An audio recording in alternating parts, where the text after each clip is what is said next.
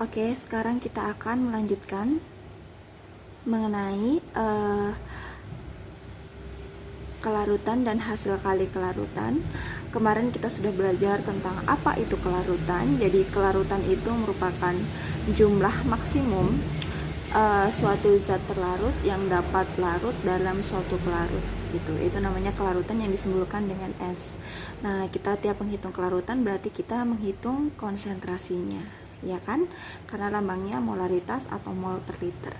Kemudian untuk hasil kali kelarutan sendiri itu biasanya kita kenal dengan KSP. Di sini untuk larutan-larutan yang jenuh, ya kan? Jenuh artinya dia sudah nggak bisa melarutkan zat terlarut lagi, sudah maksimal kapasitas ngelarutinnya. Oke, sekarang apa sih makna dari hasil kali kelarutan? Kenapa sih kita harus belajar ini? Nah, nanti di sini bakal taunya. Oke, kemarin kita tahu bahwa kalau nilai KSP suatu senyawa itu besar, maka nilai kelarutannya atau S-nya itu otomatis pasti akan besar, ya kan? Kalau misalkan kelarutannya besar, artinya apa? Artinya dia mudah larut atau sulit untuk terbentuk endapan karena nilai kelarutannya besar atau dia mudah sekali larut. Kemudian kebalikannya, kalau nilai KSP-nya kecil, berarti nilai S-nya atau kelarutannya itu juga bakalan kecil. Yang artinya apa? Dia akan sukar larut.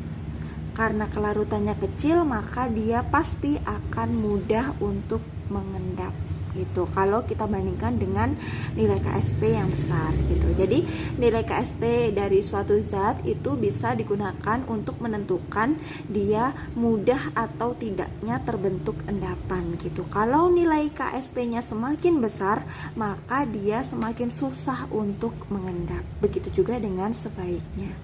Jadi, nilai KSP suatu senyawa itu bisa digunakan untuk memperkirakan terbentuk atau tidaknya endapan saat kita mereaksikan senyawa gitu. Jadi, saat kita menambah A dan B terus terbentuk C, apakah C ini bakalan mengendap atau tidak itu tergantung dari nilai KSP-nya. Nah, oke, udah bisa mengikuti, udah punya gambaran kan? Jadi nilai KSP itu untuk memprediksi dia bakal terbentuk endapan atau tidak gitu. Nah, terus dari mana kita bisa menentukan kalau kita ngelarutin segini dia bakal terbentuk endapan. Kalau segini dia nggak bakal terbentuk endapan. Parameternya apa? Nah, di sini ada namanya KSP. Jadi perkiraan pembentukan endapan itu menggunakan konsep hasil kali ion, KSP-nya. Nah, KSP ini sama persis persamaannya kayak KSP. Jadi kalau kita punya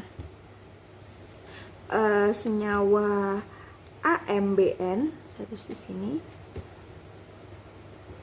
dia akan terurai membentuk MAN plus NBM-, ya kan? Nah, maka rumus KSP-nya sama seperti kita menghitung KSP. AN plus konsentrasi produk pangkat koefisiennya kali konsentrasi produk pangkat koefisiennya. Berarti di sini AN plus pangkat M kali BM minus pangkat N. Itu rumus KSP. Jadi untuk menentukan dia bakalan mengendap atau tidak, kita lihat dari perkalian ionnya. Nah, kalau kita sudah dapat nih nilai KSP-nya, kita nanti bandingkan dengan nilai KSP-nya. Kalau misalnya nilai hasil kali ionnya atau KSP-nya jauh lebih besar, maka sudah dipastikan di situ bakalan terbentuk endapan atau larutannya sudah jenuh. Tapi kalau KSP-nya kurang dari KSP atau lebih kecil, maka dia tidak ada endapan atau larutannya tak jenuh. Tapi gimana kalau misalkan mereka sama dengan KSP-nya? KSP sama dengan KSP. Nah, di sini ada istilah baru nih, larutannya tepat jenuh. Nah, artinya apa sih larutan tepat jenuh itu? Jadi, dia itu kayak batas sebelum mencapai larutan jenuh. Ketika kamu menambahkan lagi konsentrasinya, atau misalkan konsentrasi AN plus kita naikin, itu bakalan langsung mengendap. Nah, jadi batas menjelang larutannya itu jenuh atau terbentuk endapan itu namanya tepat jenuh. Jadi menjelang dia mengendap, kita tambahin dikit aja zat terlarutnya, dia langsung bakalan mengendap. Nah, itu jika QSP-nya sama dengan KSP, batas menjelang dia mengendap gitu. Kita tambahin dikit aja, dia langsung bakalan jadi jenuh. Tapi wujudnya apa terusan? Dia larutan apa padatan? Masih larutan. Tapi ketika kamu tambahin sedikit aja zat terlarut, dia bakalan langsung mengendap. Nah, oke, udah jelas ya sampai sini? Nah, oke, terus kita langsung aja ke latihan soalnya. Oke. Untuk contoh yang pertama. Jadi di sini ada CaCl2 sebanyak 0,001 molar 200 mili. Kita reaksikan dengan Na2CO3 0,001 molar juga 200 mili juga. Nah, ketika kita mereaksikan mereka, apakah bakalan terbentuk endapan? Nah, berarti kita harus menentukan berapa nilai QSP-nya. Nanti kita bandingkan dengan KSP-nya. Oke. Sebenarnya di sini kita bisa pakai dua cara. Kita bisa mereaksikannya atau langsung melihat kontributor yang pembentuk endapannya. Maksudnya gini. Kita bisa pakai cara yang pertama, yaitu mereaksikan antara CaCl2 dengan Na2CO3, atau kita langsung melihat kontributor penyusun endapan yang kemungkinan terbentuk. Nah, jadi ini langsung cara yang cepet aja ya. Jadi di sini endapan yang kemungkinan bakalan terbentuk itu adalah CaCO3. Dari mana taunya? Karena di sini yang diketahui KSP-nya CaCO3. Artinya ketika mereka direaksikan pasti bakalan terbentuk CaCO3. Ya kan? Nah, terus di sini CaCO3 itu kalau kita ionkan dia bakalan membentuk Ca2+ plus CO3 2-. Ca2 plusnya ini dari mana? Dari CaCl2, ya kan? CO3 2- nya ini dari mana? Dia dari Na2CO3. Nah, jadi tanpa perlu mereaksikan kita juga udah bisa memperkirakan dia bakalan mengendap atau tidak. Oke. Mencari QSP di sini kita harus tahu berapa konsentrasi si Ca2+ dan konsentrasi si CO3 2-. Berarti kita cari dulu konsentrasi masing-masing ion pembentuknya. Oke, sekarang kita cari dulu berapa konsentrasi Ca2+. Ca2+ ini kan berasal dari CaCl2. Nah, di sini yang diketahui apakah sudah konsentrasinya. Nah, konsentrasi CaCl2 berarti di sini kan CaCl2 dia terurai membentuk Ca2+ plus 2Cl-. Nah, konsentrasi si Ca2+ karena yang dibutuhin kan konsentrasi Ca2+. Kalau di sini 0,001 m, di sini juga 0,001 m, dan di sini 0,002 m. Ya kan? Nah, terus CaCO3 ini kan terbentuk dari reaksi CaCl2 dan Na2CO3. Otomatis konsentrasinya bukan lagi ini. Nah, terus gimana maksudnya? Berarti kita cari konsentrasi Ca2+ akhir. Akhir ini maksudnya setelah dicampur. Nah, kalau kita ngomongin konsentrasi atau molaritas, itu kan mol per V. Nah, kan di sini V-nya V apa? Karena di sini setelah dicampur V-nya V total. Nah, terus molnya, mol si Ca2 plusnya berapa molnya? Karena di soal belum diketahui molnya, kita cari molnya dulu. M kali V, berarti ini MCa2 plus per V total. Berarti konsentrasi Ca2 plus tadi dapatnya ini 0,001 kali V-nya tadi 200 mili. Kita ubah ke liter, 0,2 per V totalnya, berarti setelah mereka dicampur.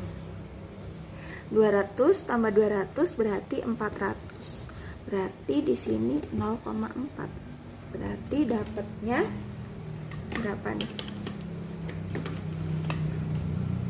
0,001, 0,2, 0,4. Nah, dapatnya 5 kali 10 min 4.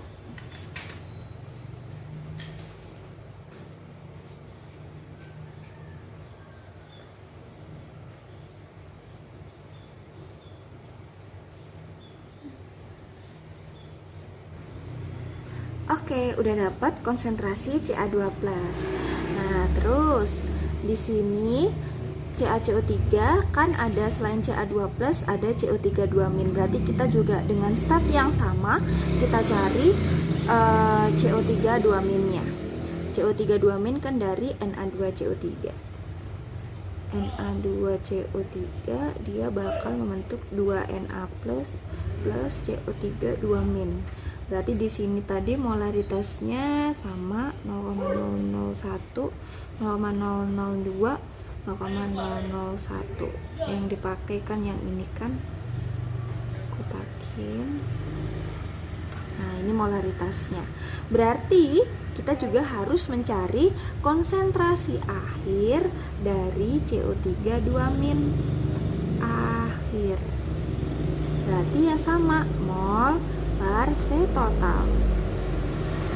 Berarti molnya sama M CO3 2- kali V per V total.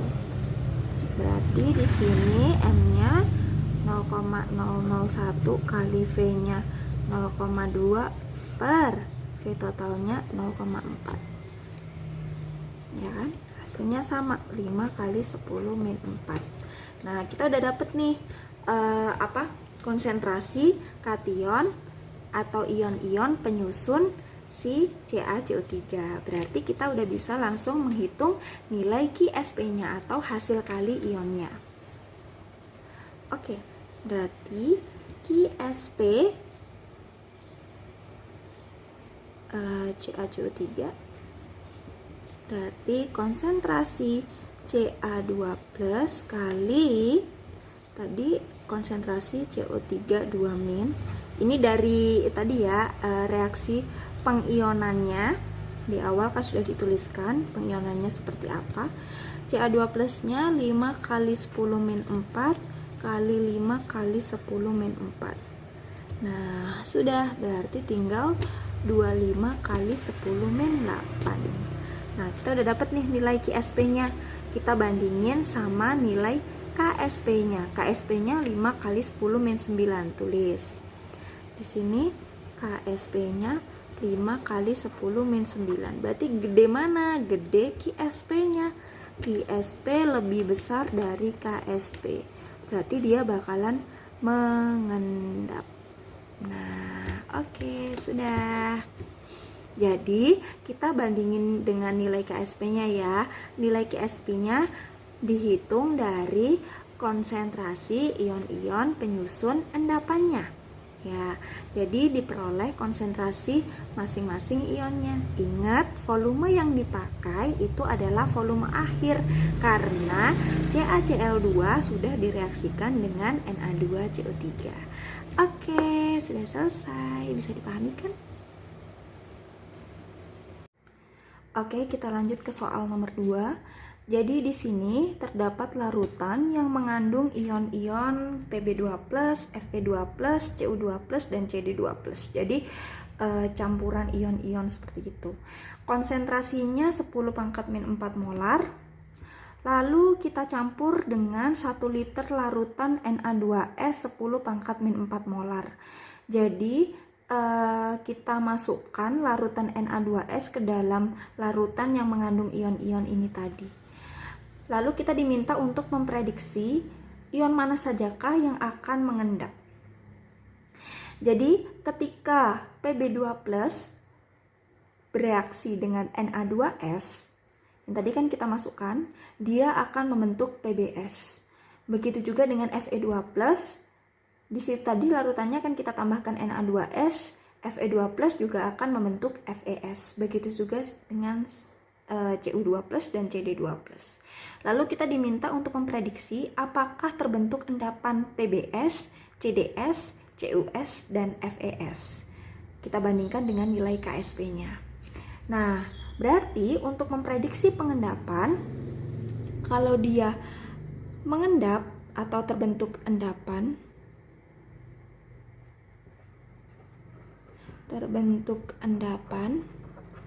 itu jika nilai Qsp lebih besar daripada nilai Ksp-nya. Nah, berarti kita harus mencari berapa nilai Qsp-nya. Nilai Qsp itu kita cari dari mana?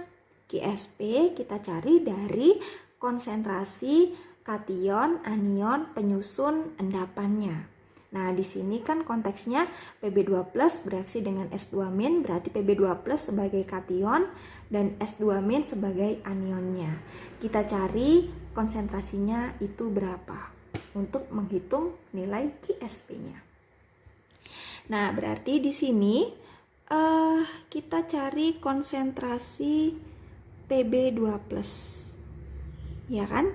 Berarti kita cari, misal kita mau cari PbS. PbS itu kan dia terion membentuk Pb2+ dan S2-.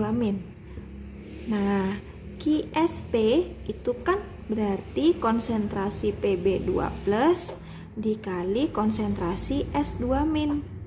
Nah, berarti kita harus tahu nih berapa konsentrasi Pb2+ berdalam larutan, begitu juga konsentrasi S2- dalam larutan. Nah, berarti kita cari dulu konsentrasi Pb2+. Nah, di sini perlu kalian ingat semua konsentrasinya sama, ya kan?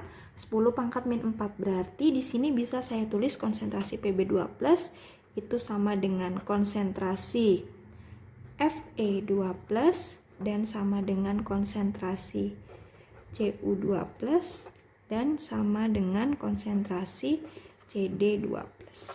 Nah, berarti untuk mencari konsentrasinya sama dengan konsentrasi kan molaritas. Molaritas itu mol per, karena sudah dicampur, ya kan? Ini kan sudah dicampur dengan Na2S, berarti per V-nya V total. Nah, oke, sampai sini bisa dipahami. Berarti kita cari molnya, mol masing-masing ionnya. Karena mereka sama, ya kan, 10⁻⁴ dalam 1 liter. Mencari mol itu apa? M kali V per V-nya ini V larutan pertama ya, per V totalnya. Berarti molaritasnya 10⁻⁴ dikali 1 per V totalnya 1 tambah 1 liter karena sudah dicampur. Kalau mencari mol itu kan sebelum dicampur. Berarti di sini 2. Hasilnya berapa nih? 1/2 kali 10⁻⁴ atau 5 kali 10⁻⁵. Konsentrasi kationnya atau Pb2+-nya. Nah, terus di sini ada S2-. Kita harus cari juga berapa konsentrasi S2-nya.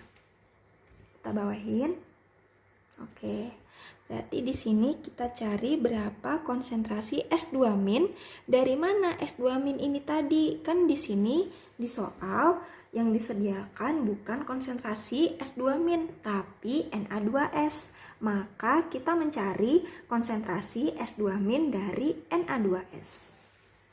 Oke. Tulis di sini. Berarti Na2S itu terurai membentuk 2Na plus S2-. Ya kan? Konsentrasi Na2S-nya tadi 10-4. Berarti di sini 2 kali 10-4, berarti di sini 10-4 molar. Nah, udah tahu konsentrasi S2-. Nah, tapi bukan ini yang kita pakai karena ini sebelum dicampur. Berarti kita tulis konsentrasi S2- setelah dicampur. Akhir gitu ya, biar kalian nggak bingung. Di sini juga konsentrasi CD2+ akhir. Karena mereka sudah dicampur, makanya di sini V-nya V total. Ini juga. Berarti di sini juga mol S2- per V total. Nah, molnya berarti ya sama M kali V. V mula-mula, ya kan? Karena yang punya mol sebelum dicampur, per V totalnya. Berarti molaritasnya tadi dapatnya 10⁻⁴ kali 1/2. Nah, berarti hasilnya sama, setengah kali 10⁻⁴ atau 5 kali 10⁻⁵.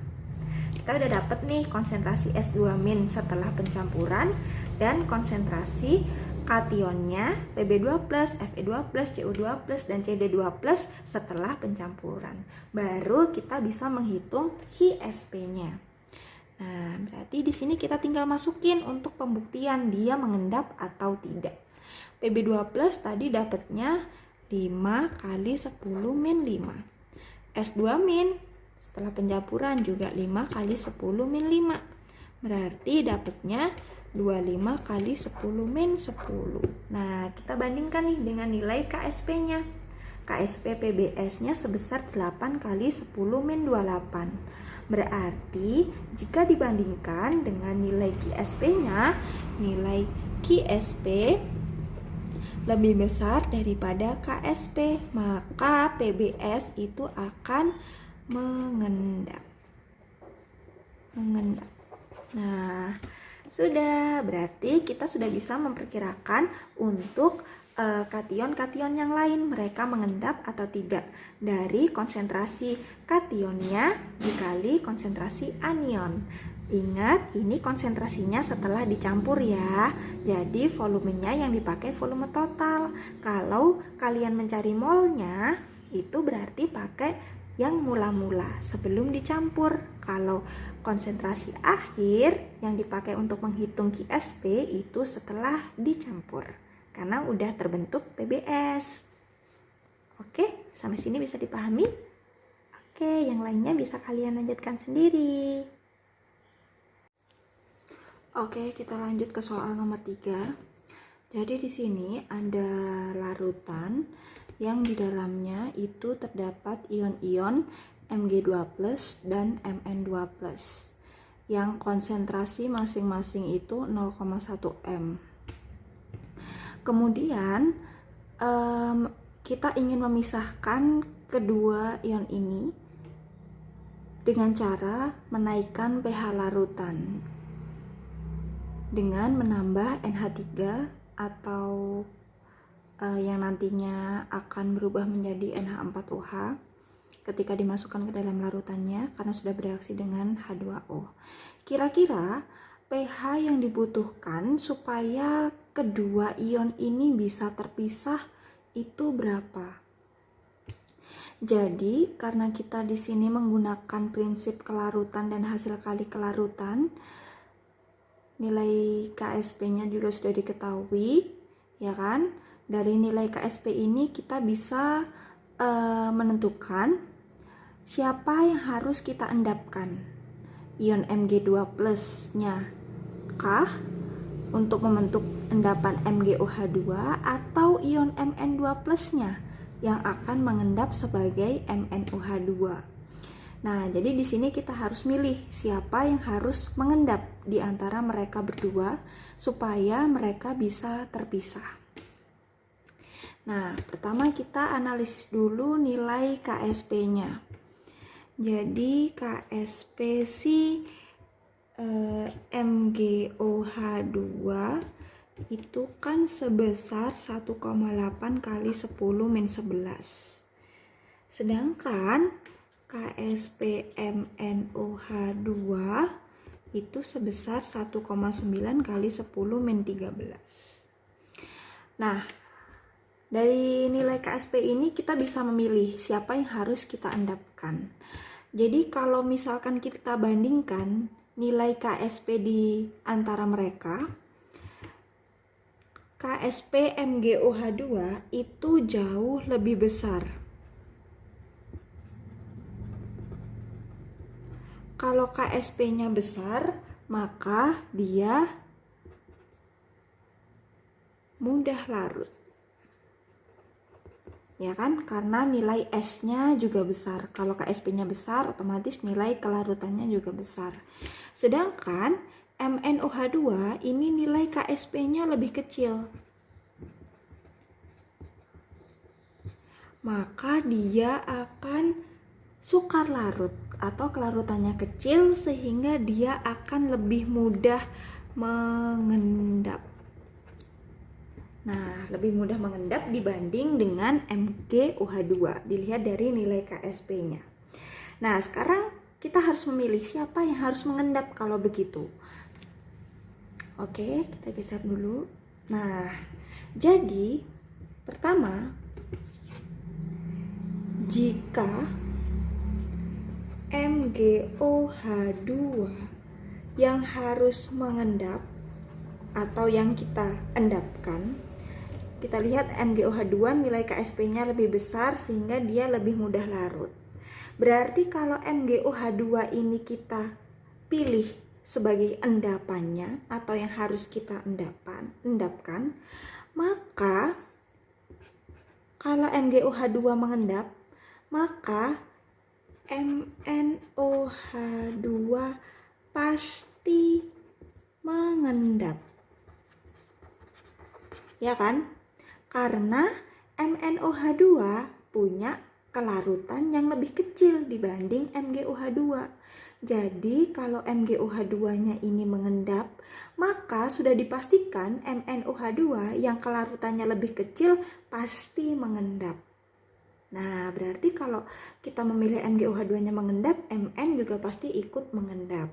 Nah, yang kedua, jika MnOH2 yang kita endapkan atau mengendap, maka di sini ada dua kemungkinan. Kemungkinan pertama, MgOH2-nya larut. Kenapa kok bisa larut? Karena MgOH2 punya nilai kelarutan yang jauh lebih besar atau dia sukar mengendap dibandingkan MnOH2. Jadi kalau MnOH2-nya mengendap, bisa jadi MgOH2-nya masih berupa larutan. Tapi bisa jadi juga MgOH2-nya mengendap. Kok bisa? Nah, kalau misalkan MnOH2-nya ini kita endapkan dan di sini konsentrasi OH-nya atau pH yang dibutuhkan, berarti kan konsentrasi OH-nya itu besar, bisa jadi MgOH2 itu juga ikut mengendap juga karena sudah mencapai batas maksimumnya dia untuk melarutkan. Nah, bisa dipahami nggak sampai sini? Saya ulangi lagi. Jika MgOH2 itu mengendap, sudah pasti MnOH2-nya ikut mengendap karena dia punya kelarutan yang jauh lebih kecil dibanding MgOH2. Tapi kalau MnOH2 yang kita putuskan untuk diendapkan dengan konsentrasi OH- tertentu, ya kan? Maka bisa jadi MgOH2-nya itu bakalan larut karena nilai KSP-nya jauh lebih besar. Tapi bisa jadi juga MgOH2 itu ikut mengendap jika konsentrasi OH-nya itu sudah cukup besar untuk mengendapkan MgOH2. Nah, bisa dipahami? Jadi kalau misalkan kita pakai MnOH2, katakanlah konsentrasi OH- karena di sini kan dia butuh pH berapa, berarti kan kita memasukkan basa kan di sini. Memasukkan basa menambah konsentrasi OH- di larutannya. Berarti kalau di sini konsentrasi OH-nya itu cukup besar, bisa jadi MgOH2 itu nggak larut lagi, tapi dia bakal berupa endapan. Nah, terus gimana nih cara memisahkan? Berarti kita harus memilih yang mana. Kalau misalkan ini mengendap, ini pasti mengendap. Berarti kita harus mengendapkan si MnOH2. Kok bisa? Padahal di sini ada dua kemungkinan. Nah, di sini kita harus memilih untuk mengendapkan si MnOH2 dengan catatan MgOH2-nya itu harus masih berupa larutan, ya Pak enggak? Nah, caranya terus gimana? Nah, coba berarti sini aku tulis parameter pemisahan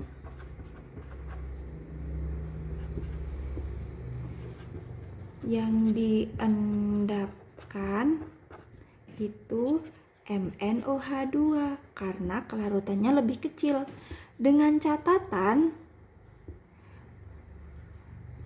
MgOH2 harus masih larut. Nah, berarti kita harus menentukan batas maksimal si MgOH2 ini bisa larut. Nah, karena kalau misalkan konsentrasinya terlalu besar, konsentrasi si OH-nya terlalu besar atau terlalu banyak basa yang kita tambahkan, bisa jadi MgOH2-nya bakalan ikut mengendap juga. Jadi kita harus tahu batas maksimal si MgOH2 larut ini. Tapi di sini dia kan harus kayak batasnya kan, batas maksimalnya. Jadi di sini ada larutan tepat jenuh. Nah, apa sih tepat jenuh? Jadi dia itu merupakan tahap transisi. Dia bukan transisi, kayak dia itu batas mau mengendapnya. Ketika kita kelebihan sedikit saja konsentrasi OH-, dia akan langsung mengendap. Nah, jadi kayak mau jenuh itu namanya tepat jenuh. Nah, tapi dia berupa larutan. Tapi larutan tepat jenuh itu ketika kita tambahi sedikit saja OH- atau konsentrasi OH-nya kita tinggikan, dia bakalan larut. Bakalan mengendap maksudnya. Saya ulangi lagi biar nggak bingung. Jadi karena di sini kalau kita mengendapkan MgOH2, maka MnOH2 sudah pasti mengendap, maka kita tidak boleh mengendapkan si MgOH2. Jadi kita harus mengendapkan si MnOH2 dengan catatan MgOH2-nya harus masih bisa larut. Berarti kita harus menentukan nih batas MgOH2 ini bisa larut sampai berapa gitu. Nah, jadi kita harus menentukan kondisi tepat jenuh si MgOH2. ketika kita kelebihan sedikit saja konsentrasi OH-nya atau basa yang kita tambahkan terlalu banyak, maka MgOH2-nya bukan larutan lagi, tapi dia bakal langsung mengendap. Karena tepat jenuh itu kan keadaan di mana Qc sama dengan nilai Ksp-nya. Oke, sekarang kita tentukan batasnya. Jadi di sini tepat jenuh ya.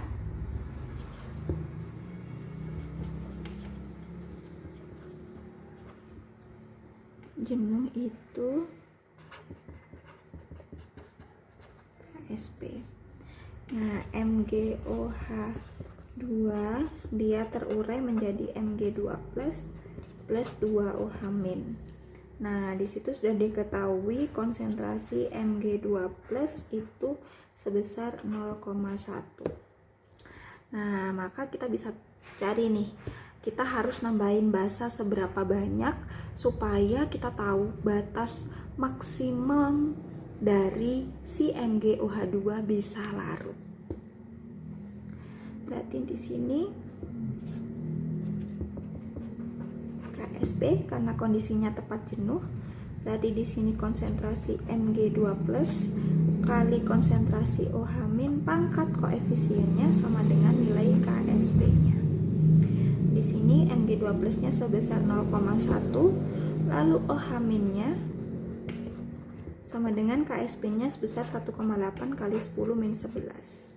Berarti konsentrasi OH-nya sebesar 1,8 kali 10-11 per 0,1. Nah,